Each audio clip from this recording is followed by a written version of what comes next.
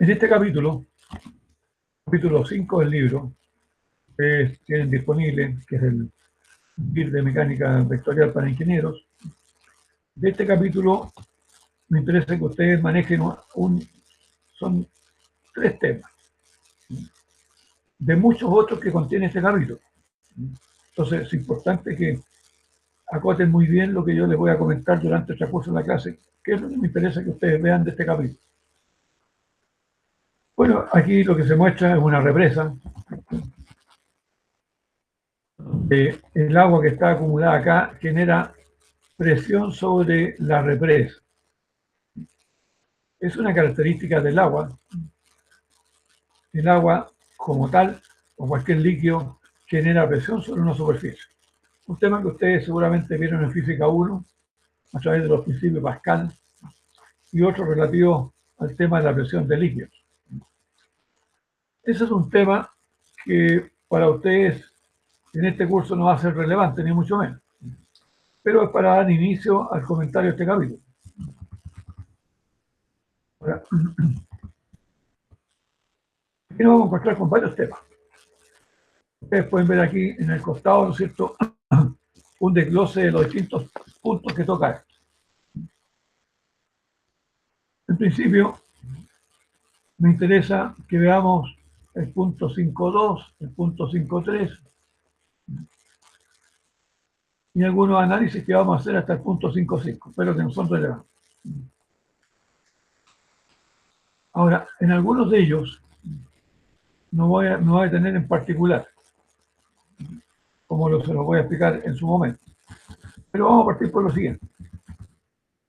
Hay figuras geométricas. Nosotros tenemos 3 tipos de figuras geométricas, o a lo mejor más de 3, pero en principio 3 que ustedes conocen muy bien y que las vieron en matemáticas.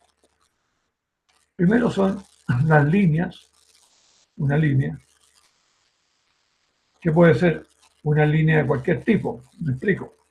Puede ser una línea recta, puede ser una circunferencia, o puede ser una curva cualquiera, definida por una función matemática. O, si ustedes quieren, o no definida por una función matemática, cualquier línea. Todas esas líneas, desde el punto de vista matemático, uno puede calcular la longitud de la línea con distintas herramientas matemáticas y también puede calcular un punto muy particular que se denomina centroide de la línea. Es lo que en ingeniería, en estática se conoce como el punto de equilibrio de la línea. Ya se los voy a comentar enseguida. También existen las superficies o áreas, que es la superficie limitada por una curva cerrada, que se cierra. La superficie del interior de esa curva que se cierra, o de varias curvas que forman una superficie cerrada, se denominan áreas. Esas áreas pueden ser planas o curvas, que pueden estar en un plano o en un sistema tridimensional. Por ejemplo, la superficie que ustedes ven aquí es una superficie plana. Una plancha, una hoja de cuaderno, una superficie plana. Ahora, esa hoja de cuaderno yo la podría curvar y voy a formar una superficie curva. Bueno, cualquiera de esas superficies también tiene lo que se denomina centroide de la superficie o centroide de área, que matemáticamente se define como el punto de equilibrio de esa superficie o de esa área. También existen los volúmenes. Un volumen de tipo geométrico. Por ejemplo, nosotros hablamos de una esfera. La esfera puede ser un cuerpo sólido o puede ser algo vacío, encerrado por una superficie. Perfectamente. Yo puedo tener un espacio, un cubo. Un cubo es un volumen. La pregunta que uno podría hacerse, ¿ese cubo es un sólido o es un volumen vacío? Podría ser un volumen vacío, sin ninguna dificultad. Y los volúmenes, independiente de cuál sea, tienen un punto de equilibrio, el volumen que se llama centroide del volumen. Entonces, repito, los elementos geométricos tienen un punto de equilibrio que se llama centroide. Y por tanto existe el centroide de la línea, existe el centroide del área y existe el centroide del volumen como elemento geométrico. ¿De acuerdo? Ahora, para los cuerpos sólidos, que indudablemente tienen un volumen, existe lo que se conoce como centro de gravedad. Entonces, esa es la diferencia entre lo que conocemos como centroide y centro de gravedad. Centro de gravedad corresponde al punto de equilibrio de un cuerpo que tiene un cierto volumen y tiene una cierta densidad.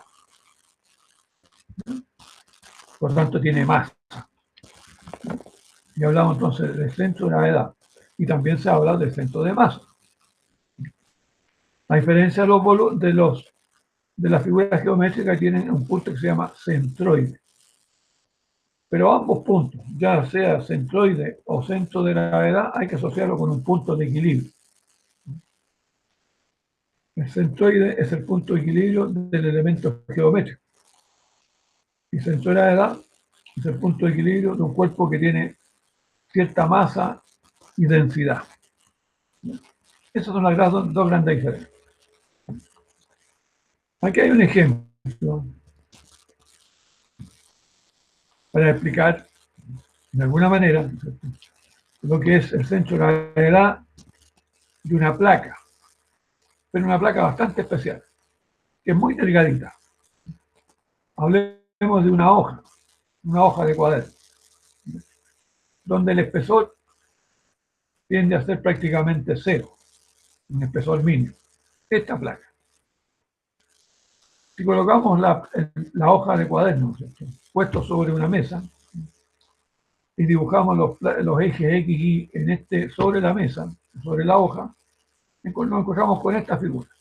Esta hoja de cuaderno tiene una forma especial, fue cortada con la mano y quedó de esta forma.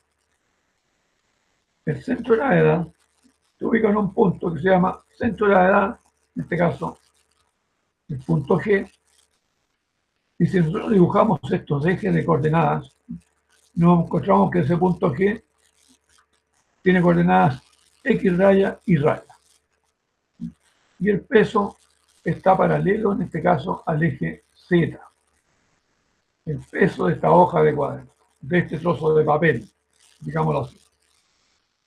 Ahora, yo podría tomar un trozo pequeñito de esta hoja de papel, muy pequeñito, y decir que ese trozo pequeñito de la hoja de papel tiene un peso diferencial, delta W. Puede ser un peso relativamente chico, delta W, o podría ser un peso diferencial DW, diferencial de peso. En este caso, un delta W es un poquito más grande que un diferencial de peso, que tiene coordenadas parciales y raya, X raya. Según mi dibujo, y según lo que ustedes han aprendido en este curso, yo puedo hacer ecuación de momento en el eje Y y en el eje X. Si hago un momento respecto al eje Y, la fuerza peso va a tener un momento que va a ser la distancia X por W. Distancia por fuerza. X por W. Y como decimos que esto tiene que ser igual a esto, bueno, decimos que el momento de los pequeños pesos sumados tiene que ser igual al momento total. Y es lo que está expresado aquí. La suma de los momentos de los pequeños pesos, la suma de todos los pequeños pesos tiene que ser igual al momento del peso total. En la segunda ecuación, sumatorio de momento en el eje X, dice lo mismo, donde dice entonces que el peso o esta distancia Y por el peso total, acá, el Y raya por el peso total, tiene que ser igual al Y por el delta peso, sumado para todos los delta pesos. Y acá tenemos dos ecuaciones de momento. También sabemos que la suma de todos estos pequeños pesos me da el peso total, obviamente. La suma de todos los delta pesos me tiene que dar el peso total. Sería una tercera ecuación. De esa ecuación entonces se desprende lo siguiente. Primero, que el peso total es la suma de todos los pesos, en este caso en el eje Z, la suma de fuerza en el Z. El peso total es la suma de todos los pesos parciales.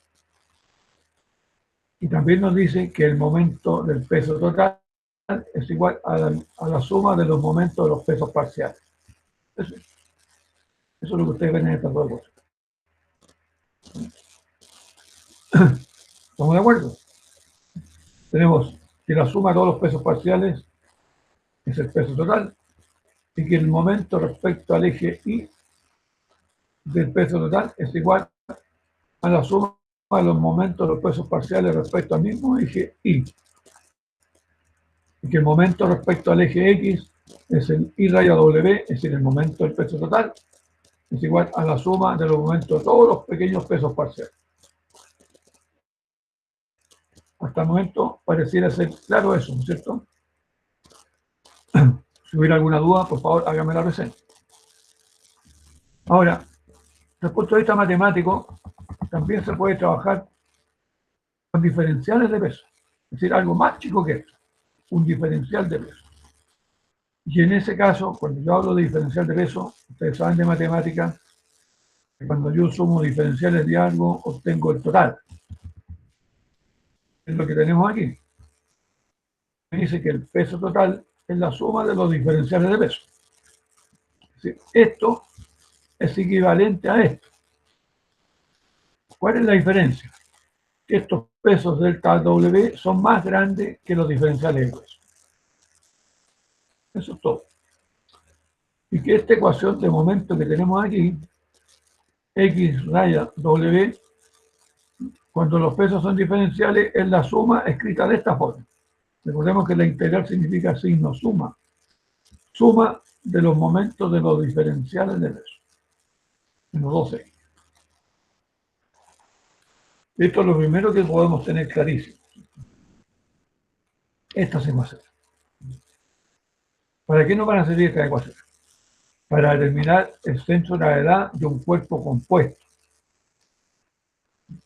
Ahora, ¿qué pasa con un cuerpo compuesto? Que un cuerpo compuesto está en 3 dimensiones y no en el plano. Y por tanto a esto, entonces habría que agregar una tercera ecuación, que tiene que ver con el eje Z. Y en ese caso entonces aparece el momento en el eje Z. Sería Z raya por W igual a la suma de los Z parciales por los pesos parciales. Y lo mismo acá. Aquí falta una ecuación, si esto fuera tridimensional, en el eje Z, que es exactamente semejante a esta ecuación que tenemos. Eso es en 3 dimensiones. ¿Qué es la realidad cuando tenemos un cuerpo sólido? Como les voy a mostrar en algún ejercicio. Esta es la primera parte que me interesa que manejemos relativamente bien. Esto, que lo está explicado aquí, lo vamos a comentar más adelante con algún ejercicio. Ahora, actualmente, y esto es importante que ustedes lo escuchen, no se trabaja con los pesos, sino que se trabaja con los volúmenes y el peso específico. Porque debemos saber, ustedes deberán recordar, que el peso de un cuerpo es igual al volumen multiplicado por el peso específico,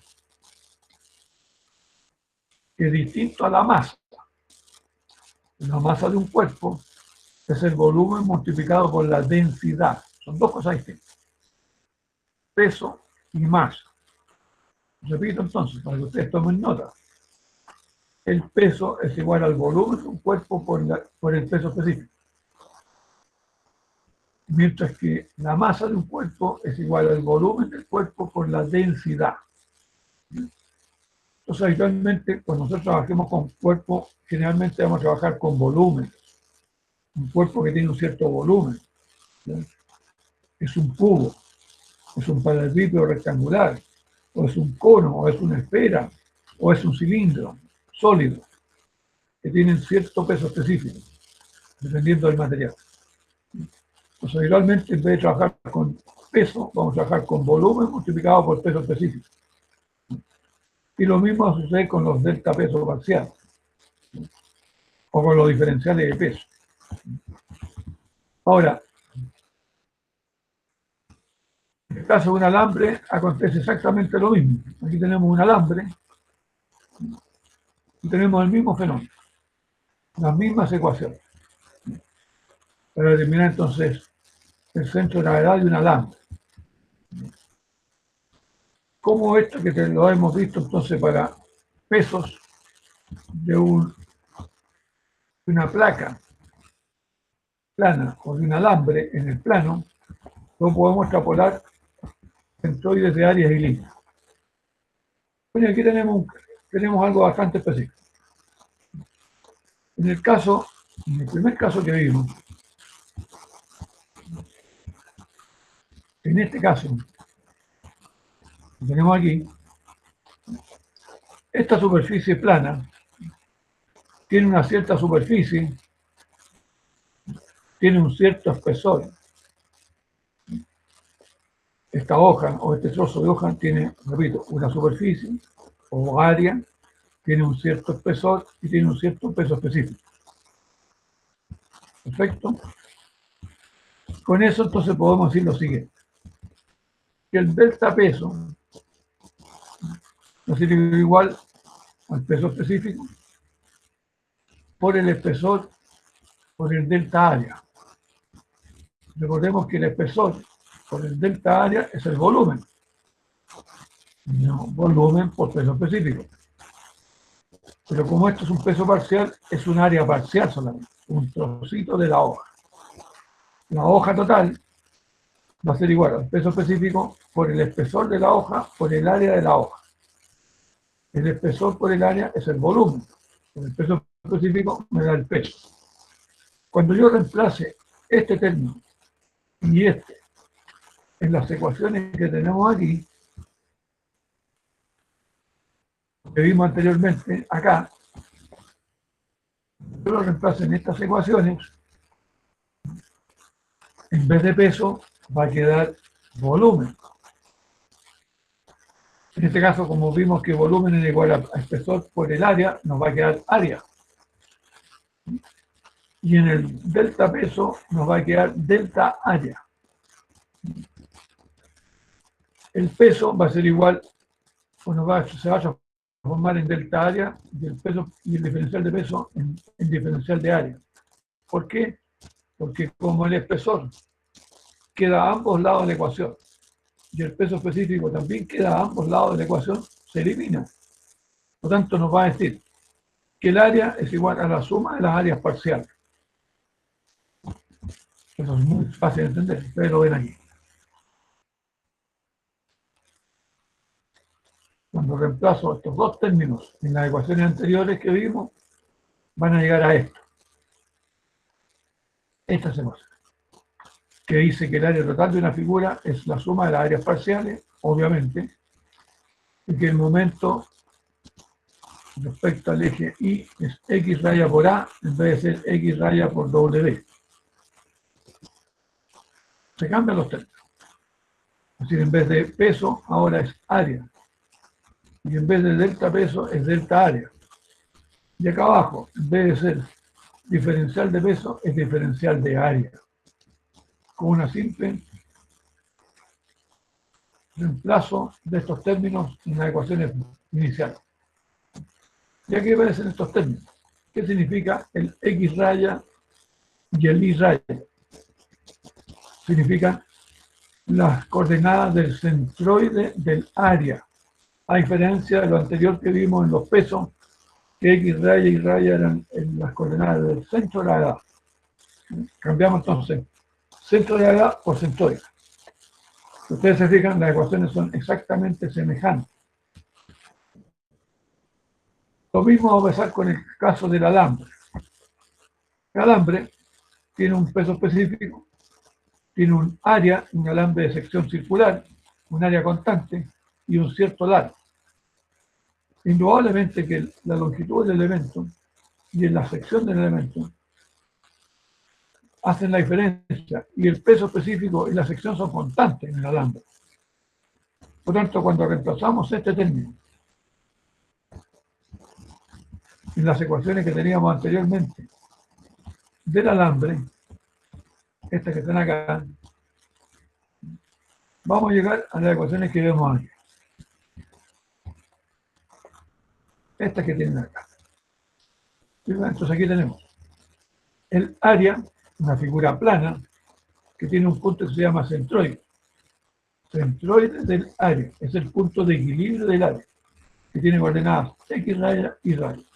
¿Cómo se determina? A través de esta relación. Y también se puede usar el término de integración. En vez de delta área, se puede usar diferencial de área, y en vez del signo suma, este signo suma, usar el signo integral. Pero es lo mismo. Lo mismo pasa con el alambre, que al final nos transformamos en el centroide de una línea, entendiendo que la sección de este alambre es muy chiquitita. Es un pelo prácticamente, un alambre de sección muy pequeña. Y lo podemos extrapolar y decir que esta es una curva cualquiera. Y esa curva cualquiera tiene un punto que se llama centroide de la línea o de la curva. Estos son elementos importantes que los voy a comentar con algún ejercicio. También se puede usar la ecuación por integración, para el caso de la línea. Bien, ¿qué es lo que me interesa ver?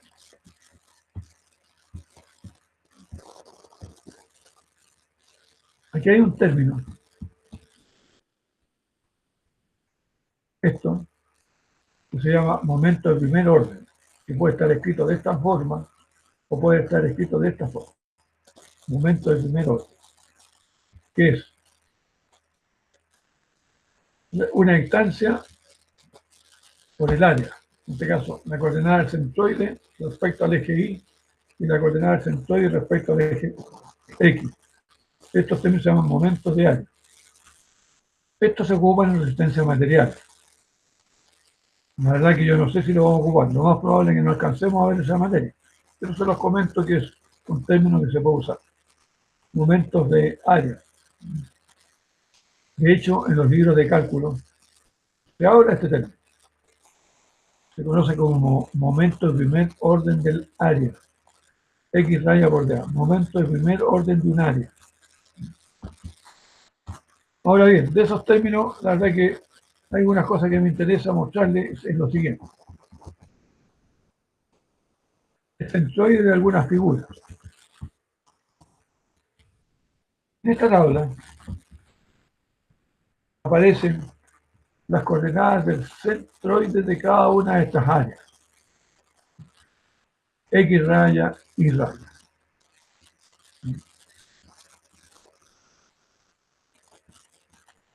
Y aparece el cálculo de estas áreas en esta tabla. O sea que encuentro un área triangular,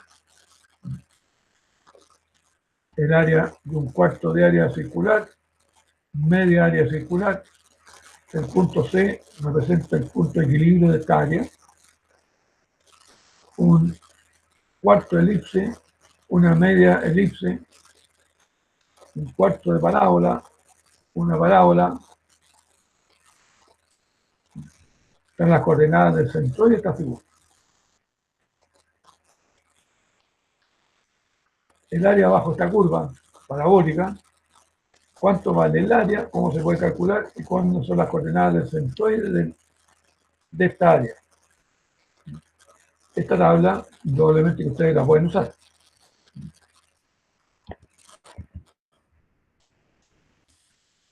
Sector circular, un sector circular con un cierto ángulo, en este caso 2 alfa. Ahí está la coordenada del centroide, referido a este eje. Ojo, hay que fijarse muy bien, porque no necesariamente el centroide va a estar en este eje, porque esta figura puede estar colocada en otra posición. Entonces se les da una idea de dónde está ubicado.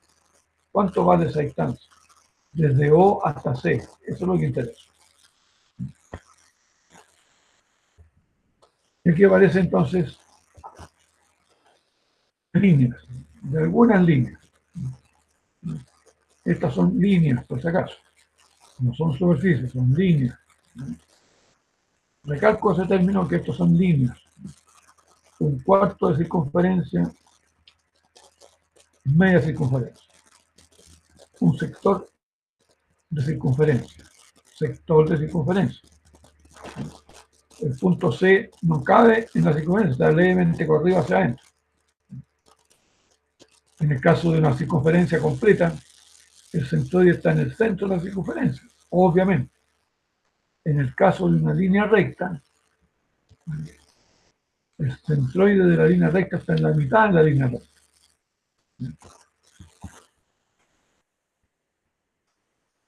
Creo que me interesa de esto que vimos aquí.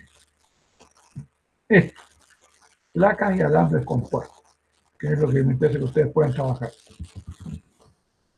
¿Qué se entiende por una placa compuesta? Esta figura, plana, que se puede dividir en tres áreas parciales. Es lo que probablemente ustedes van a encontrar. Tres áreas parciales.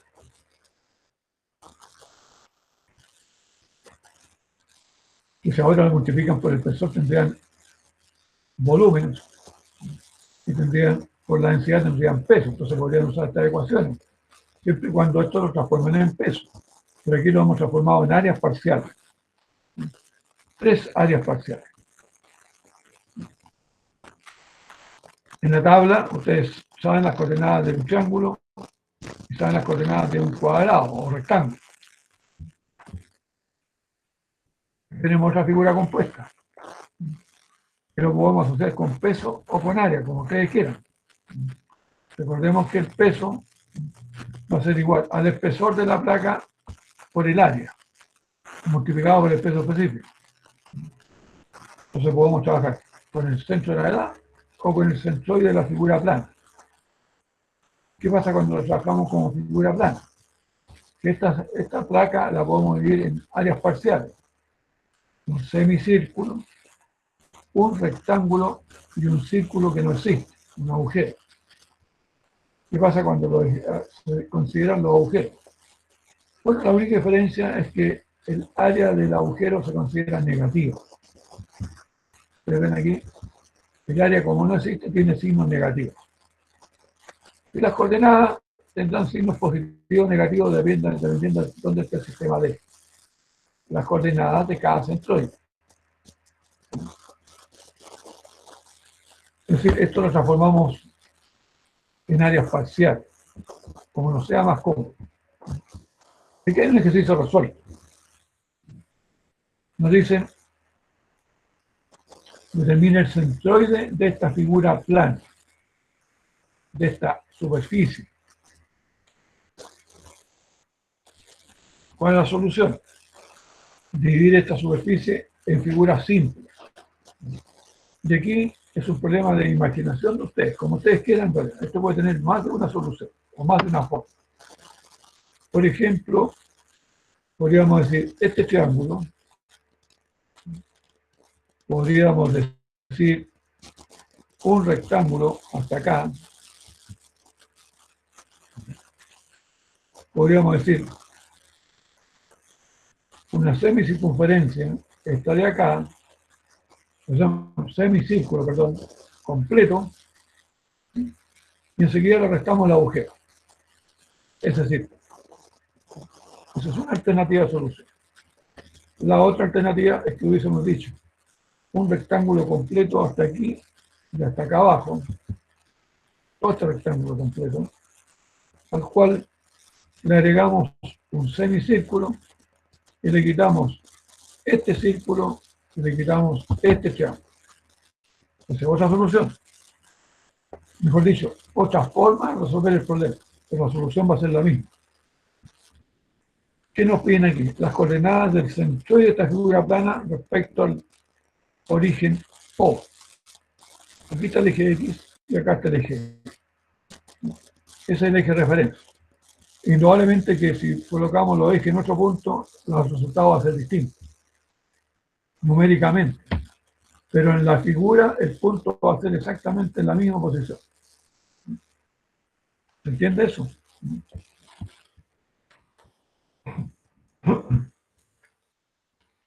En este caso en particular, ustedes se fijan, esta figura se dividió en 4 elementos.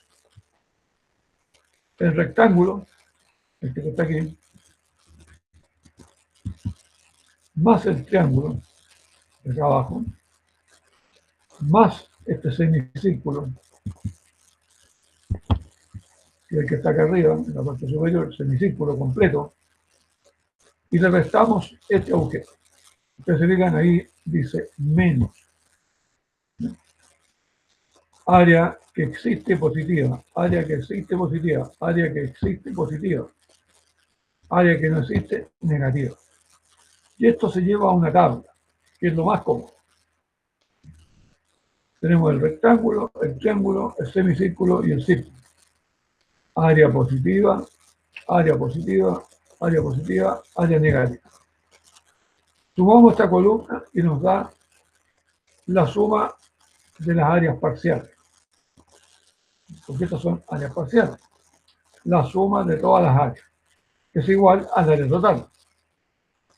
Después colocamos las coordenadas X raya e Y raya de cada una de las áreas respecto a los ejes X que están dibujados. Ustedes se fijan, los ejes X están dibujados en cada caso, para no equivocarse. Y las coordenadas pueden ser o positivas y negativas. Depende de dónde queden ubicados los centroides de cada área particular. Después multiplicamos X por A. Este se llama momento del área respecto al eje Y y momento del área respecto al eje X. X raya por A, Y raya por A. Y nos da la suma de todos los momentos de cada una de las áreas, en las dos columnas. Pero asumimos eso como lo siguiente. Podemos tener aquí. Esto es lo que me interesa. Tenemos de esta ecuación que tenemos aquí, ya conocemos esta suma, que es esta columna, y conocemos la suma de las áreas, esta columna. Por tanto, de aquí podemos despejar el X raya mayúscula. Y obtenemos la coordenada del centroide de esa figura en el eje X. Y lo mismo pasa con respecto al eje Y, respecto al eje X, que nos da la coordenada Y raya. Entonces, la coordenada X raya y la coordenada Y raya. La coordenada X raya es respecto al eje Y y la coordenada Y raya es respecto al eje X. Y nos indica dónde está el punto de equilibrio de esta área. Eso es lo que me interesa que ustedes tienen que aprender. Fijarse entonces, lo que ustedes tienen que trabajar es con figuras de este tipo, con áreas simples, llámese rectángulos, cuadrados, triángulos, semicírculos, círculos. No vamos a trabajar con el áreas de integración, por si acaso, ya hago el comentario. En el caso de una línea,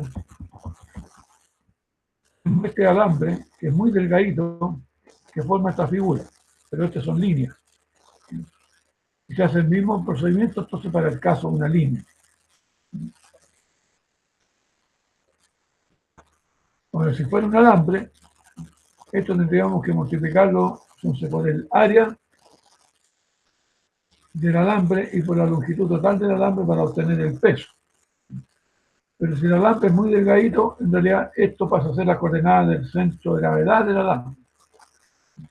Bueno, si es una línea dibujada con lápiz, este punto sería el centro de la centroide de la línea, de la línea total, de toda la línea. Eso es lo primero que me interesa que ustedes manejen, pero fundamentalmente se refiere a centroides de superficies planas, compuestas. Este punto es lo que ustedes tienen que ver. Está reflejado en este ejercicio. Enseguida, acá van a encontrar una serie de ejemplos, indudablemente. Cualquiera de estas superficies, de estas figuras, pero repito, de áreas compuestas pero sin curvas extrañas. No me interesa el caso de a no ser que estos datos ustedes los tengan de la tabla. O si los sacan de la tabla no hay ningún problema. Repito, ustedes pueden trabajar con esta tabla para resolver cualquiera de esos ejercicios. La tabla que está acá, esta.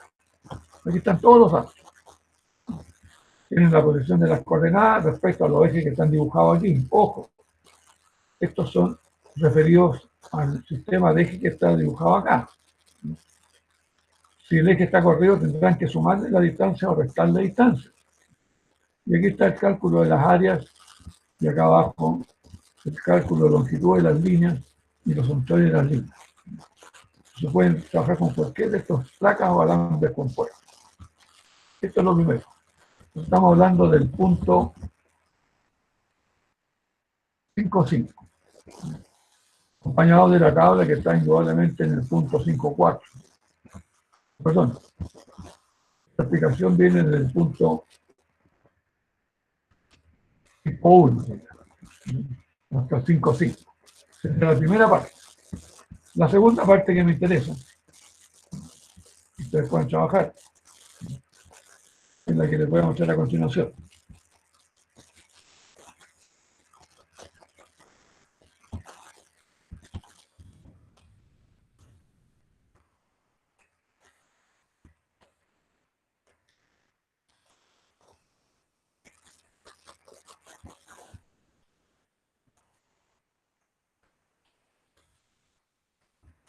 Repito, no trabajen con problemas donde haya que integrar. El otro punto importante es este: carga distribuida en vigas. En realidad no necesariamente en vigas, carga distribuida en general. ¿Qué es lo que es una carga distribuida? Nosotros conocemos las cargas fuerzas puntuales y ustedes conocen el concepto de presión, que es una fuerza distribuida en un área. Entonces la fórmula es fuerza partido por área. En el caso de la fuerza puntual, la unidad es Newton. En el caso de la presión, la unidad es Newton partido por metro cuadrado. En física se conoce como Pascal. Newton partido por metro cuadrado. Fuerza dividido por área.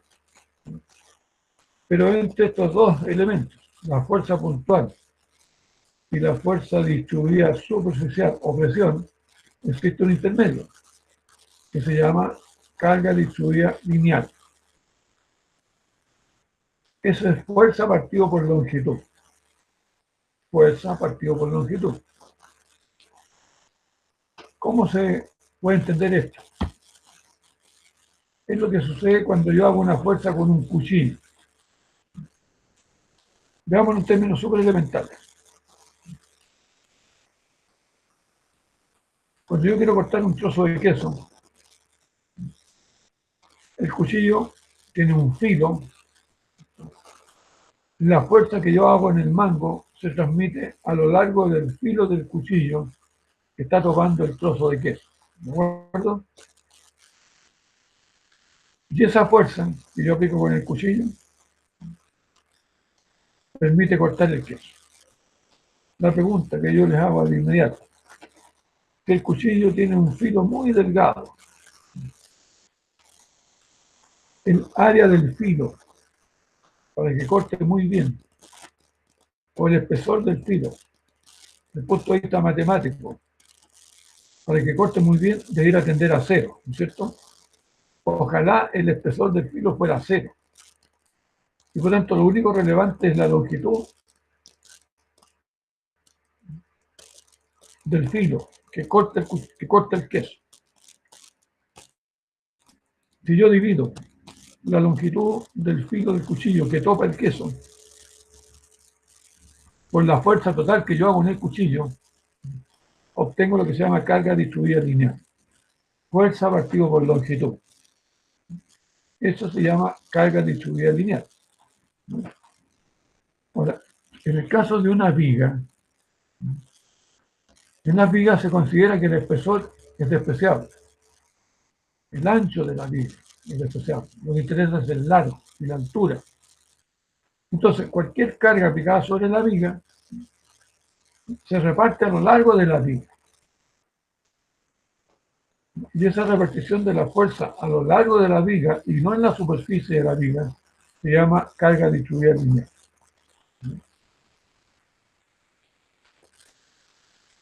Ese concepto de carga distribuida, ¿no es cierto?, es el que vamos a utilizar aquí. ¿Por qué? Porque hay una serie de problemas, ¿no es cierto?, donde vamos a trabajar con esto. Yo les voy a simplificar este tema que está puesto aquí, desde el punto de vista matemático.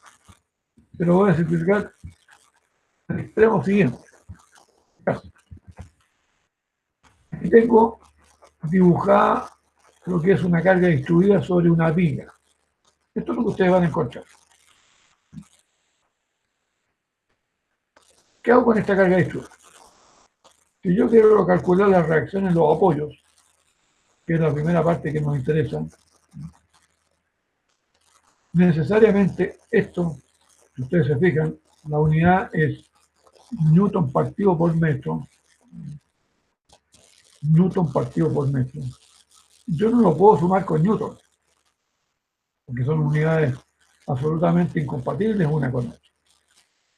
Entonces, ¿qué hacemos? Transformar esta área en fuerzas puntuales. ¿Por qué? Veamos el siguiente ejemplo. Supongamos que esta área, yo tomo el rectángulo que está aquí debajo, que tiene una altura de 1500 newton partido por metro y un largo de 6 metros. Esta figura rectangular, que va desde ahí hasta acá, un rectángulo.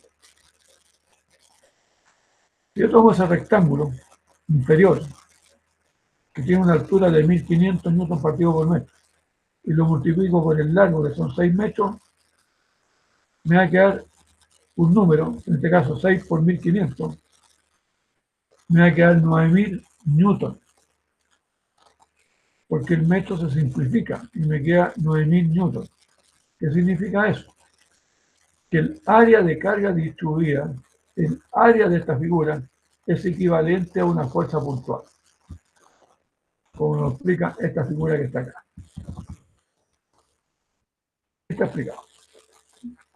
Ya de esta ecuación matemática se concluye que el peso o la fuerza que aplica esto sobre la viga es igual al área. Si la carga distribuida, que está colocada aquí encima, tiene un área, y esa área es equivalente a la fuerza puntual, a una fuerza puntual. Ahora la pregunta es, ¿esa fuerza puntual dónde está ubicada? Bueno, pasa por el centroide del área. Esta fuerza, repito, pasa por el punto C, centroide del área. Y en ese punto C me interesa esta distancia, que está a lo largo de este elemento, a lo largo de la viga, el X radio. Y aparece entonces aquí esta ecuación que me permite determinar el X radio. La coordenada del centroide del área. Pero para la área simple, yo tengo un rectángulo o un triángulo, esto es muy fácil. Y es lo que se hace en los ejercicios, los problemas que ustedes tienen. En este caso, esta figura, el autor lo dividió en dos triángulos. Es una forma de solución. Y aquí está puesto en la tabla. La otra alternativa de solución es tener un rectángulo y un triángulo. ¿Se fijan? Yo podría tener un rectángulo de 1500 por 6 y un triángulo de un medio de 6, medio la base, por la altura, que sería 3000. 1500 menos 4500. 3000. 3000 por 6 partido por 2, porque daría un triángulo. Entonces, en vez de colocar una sola fuerza, coloco dos fuerzas. La fuerza del rectángulo y la fuerza del triángulo. ¿Por dónde pasa la fuerza del rectángulo? Por la mitad del rectángulo. ¿Por dónde pasa la fuerza del triángulo? Por el centroide del área del triángulo. Esa es la forma de enfrentar este tipo de problemas. Ustedes lo ven aquí con dos triángulos, pero también se puede hacer con un rectángulo y un triángulo.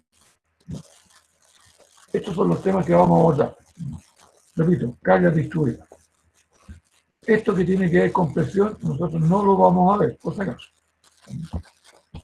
Casos de carga distribuida. Ejemplo.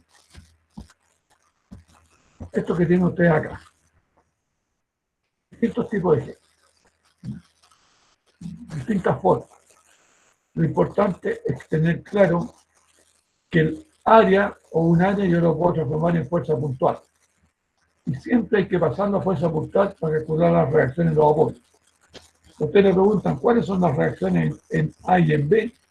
Necesariamente esta figura la tengo que transformar en fuerzas puntuales. En este caso, detengámonos aquí. Tendríamos un rectángulo, este rectángulo, que tiene 200 libras pie de altura, esta altura, por 15 pies de largo. Entonces el rectángulo sería 200 por 15. Me daría 3.000 libras. Una fuerza de 3.000 libras. ¿Por dónde pasaría? Por la mitad de este rectángulo. Es decir, a 7,5 pies de aquí hacia acá. Por ahí pasaría la fuerza del rectángulo. La fuerza del triángulo, de este triángulo aquí, sería 200 en la altura por la base, 200 por 6 partido por 2, que haría un triángulo. Serían 1.200. Partido por 2, 800 libras. 800 libras. ¿Por dónde pasaría? A un tercio del cateto del triángulo, del ángulo recto. Aquí está el ángulo recto del triángulo. A un tercio hacia acá. Y un tercio hacia acá son 2 pies. O mejor dicho, 4 pies de aquí para acá. Por aquí pasaría la fuerza del triángulo. Entonces este dibujo tendría dos fuerzas arriba, una del rectángulo y otra del triángulo, y las reacciones los apoyos. Aquí tendría dos reacciones y una acá. Entonces si me preguntas por las reacciones, tengo que calcular primero las áreas de las figuras que están arriba, reemplazarlas por una fuerza única que pasa por el centro de cada una de las áreas. Estos son los primeros términos que me interesa analizar. Y el segundo y el tercer término, el tercer tema que vamos a ver es el cálculo del centro de gravedad de figuras tridimensionales.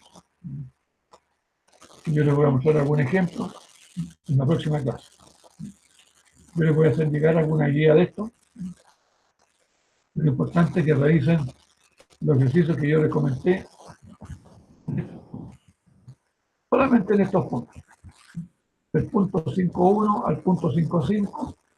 Ustedes vieron acá, se llama carga distribuidas. Solamente carga distribuidas, carga distribuida y los ejercicios semejantes a esto. Nada más que eso. Áreas y carga distribuida. Áreas compuestas y carga distribuida. Y pueden trabajar con la tabla que yo les indico.